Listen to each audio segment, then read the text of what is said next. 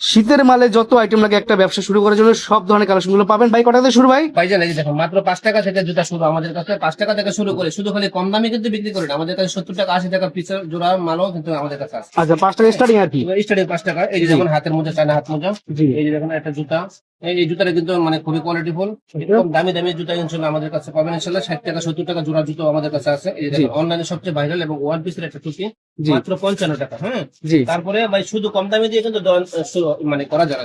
দোকানদারি করতে হলে কিন্তু দামি কম দামি সবই লাগে। এই যে আমাদের কাছে দেখতেছেন, জি। এগুলো কিন্তু ইনশাল্লাহ আমাদের কাছে দামি কম দামি সব আইটেমের মাল আছে। একেবারে আচ্ছা। শোরুম কোয়ালিটির যে মালও আমাদের কাছে আছে, ফুটপাতের মালও আছে। জি। যেমন এই যে সমস্ত পায়ের মোজা, তারপরে এই টুপি, এই টুপি কিন্তু এগুলো প্রচুর পরিমাণে ভাই এগুলো চট। হ্যাঁ, আচ্ছা। ছোট থেকে বড় পর্যন্ত এই সমস্ত টুপি কিন্তু আপনার এগুলো কিন্তু প্রচুর লাভ করা যায়। একটা টুপি 15 টাকা দিয়ে নিয়ে কিন্তু 50 টাকা 60 টাকা অনায়াসে বিক্রি করা যায়। জি। এই যে হাতের মোজা, তারপরে চায়না মোজা, এরকম মানের বান্ডেল ধরে আমাদের বড় পাইকার করে নিয়ে যায়।